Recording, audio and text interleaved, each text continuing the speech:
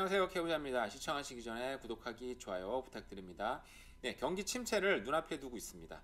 네, 정말 지금 GDP도 좀 떨어지고 있고 집값은 많이 떨어지고 있고요. 또 이자율은 올라가고 있고 지금 그래서 레이오프도 실업자율도 지금 증가를 눈앞에 두고 있는 상황이긴 한데요. 그러다 보니까 옛날에도 이랬었거든요. 우리가 금융위기 때도 그때 정확하게 이때 똑같은 이름인지 모르겠는데 그때도 이런 달라라마 같은 저가 상품 파는 곳이 판매가 급증을 하고 호황기를 맞았다고 들었었는데 또 다른 똑같이 역사가 반복된다는 것 같아요.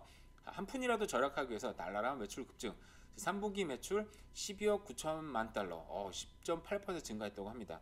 달라라마 주식이 굉장히 비쌉니다. 그래서 어쨌든 달라라마가 이렇게 불황 때는 정말 많은 사람들이 더 이용을 한다고 합니다. 사실 저도 달라라마를 굉장히 애호하는 사람인 것 같아요. 저는 달라라마 옛날에 보면 좀 물건 좀 안 좋고 막 생각을 했었었는데 달라라마에 대해서 한번 자세히 나온 기사를 보니까 그 똑같은 제품인데 아무래도 현찰로 주로 사고 대량 구매를 하다 보니까 회사랑 딜을 쳐가지고 좀 싸게 근데 뭐 그 좋은 성분들을 좀 빼고 그죠? 근데 일반적으로 꼭 필요한 성분들을 넣어서 물건을 만든다 그러더라고요. 그래서 일반적인 물건하고 비교했을 때도 크게 차이도 없고 근데 달라라마도 물건은 좀 싸게 나오는 대신에 대량으로 사는 것보다 좀 비싸게 사는 경우도 많이 있더라고요. 무조건 싼 건 아니어서 일단 당장 내는 돈이 적긴 하니까 좀 아무래도 사기가 좀 괜찮기는 하죠. 고물가 현상 때문에 정말 우리가 10센트라도 아끼려는 주민들이 늘어나면서 달라라마가 매출이 급증을 했다는 얘기입니다. 캐나다 전문의로 오려면 7개월이 걸린다 그럽니다. 네, 우리 스페셜리스트 보기가 쉽지는 않은데 근데 보시면 제가 이제 여기 그래프가 나와 있더라고요. BC주는 오히려 다른 주에 비해서 꽤 괜찮습니다. BC주보다 빠른 주는 온타리오주밖에 없어요. 그래서 그래도 BC주에 사는 게 BC주하고 온타리오 그러니까 결국은 대도시 주변에 사는 대도시가 있는 주들이 어떻게 보면 사람이 많다 그래도 스페셜리스트를 보는데 시간이 가장 짧게 걸린다고 나오더라고요. 근데 또 의외인 점은 제가 이제 캘거리 오래 살았으니까 보시면 33주나 걸려서 BC주보다 7주나 길더라고요. 2달이 더 걸렸는데 저는 사실 스페셜리스트 만나는데 그때 생각해보면 꽤 빨리 만났었는데 아마 이제 평균으로 이렇게 잡히는 것 같아요. 보시면 분야별로 조금씩 다르다고 합니다. 신경외과가 58.9주. 아무 신경외과가 아무래도 좀 아픈데 이게 통증이 좀 뭐라 해야 되나 즉 신경적으로 가는 사람들은 약으로 치료가 안 되는 게 굉장히 많거든요. 사실은 저런 사람들이 스페셜리스트를 만나고 싶어 하는데 대부분 저런 사람들은 또 뭐 이런 나르코틱 같은 경우 마약성 진통제를 처방받아야 되는 사람들이 많아서 이런 사람들이 시간이 많이 걸리는 게 아닌가 생각이 들고요. 반면에 방사선 종양 치료과 그러니까 이거는 암에 관련된 거잖아요. 암에 관련된 경우는 불과 3.9주 굉장히 빠른 겁니다. 그죠? 아마 진단받고 어떻게 하죠? 마음을 수술이고 하는 사이에 만나지 않을까? 그리고 이 정도면 굉장히 빠른 거 아닙니까? 그죠? 암에 대해서는 굉장히 빠르게 진단을 해준다. 우리가 알 수 있을 것 같아요. 일단 스페셜리스트는 아무나 막 만나는 게 아니고요.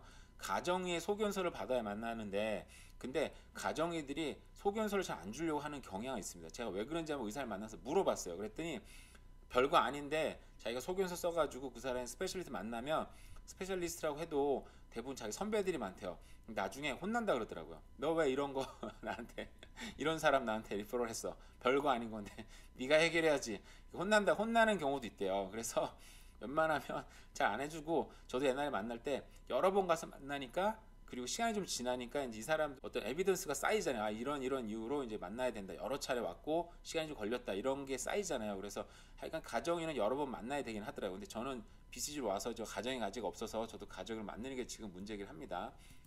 자, 치매 예방을 위한 6가지 습관인데요. 충분한 숙면, 운동, 사회활동이 중요하다고 합니다. 네, 정말 사실 중요해요. 저도 일하는 곳에 치매 환자가 많습니다. 근데 치매는 정말 굉장히 무서운 병이긴 해요. 제가 봤을 때는 아무도 돌보기 쉽지 않고 치매 환자를 돌본다는 건 정말 많은 노력과 많은 또 힘든 부분이 많이 있는데 근데 한편으로는 기억력 감퇴에 대해서는 저는 나이가 먹을수록 기억력이 감퇴되는 거는 나쁘지 않다고 생각해요. 이게 치매가 되면 좀 문제이긴 한데 단순히 기억력 감퇴는 제가 볼 때는 크게 나쁘지 않지 않나 생각이 들어요. 왜냐하면은 나이가 많이 먹어서 몸이 약해졌는데 기억력이 굉장히 또렷하고 정신이 또렷한 사람들이 있거든요.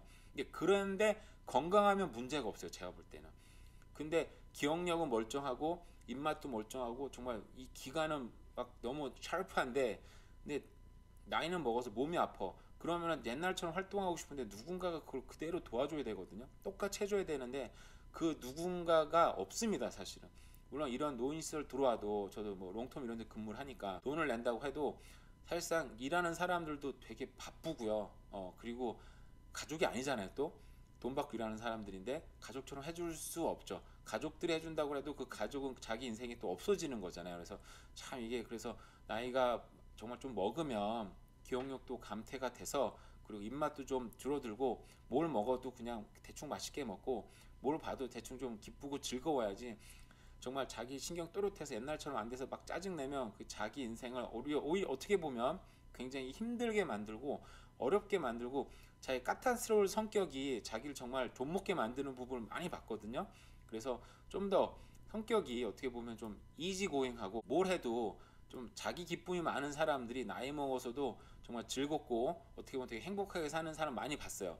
좀 이거 확실하게 얘기할 수 있을 것 같아요. 그래서 자기 스트레스를 줄이고 좀 기쁘게 즐겁게 사는 게 노년의 인생에 있어서 너무 중요하다라는 얘기를 좀 경험 삼아 한번 할 수 있을 것 같아요. 어쨌든 여기 보시면 명상을 하고 또 유산소 운동을 하고 그리고 과일, 채소, 올리브, 견과류 등을 많이 섭취하는 게 기억력 감퇴와 그리고 치매에는 좋다고 합니다.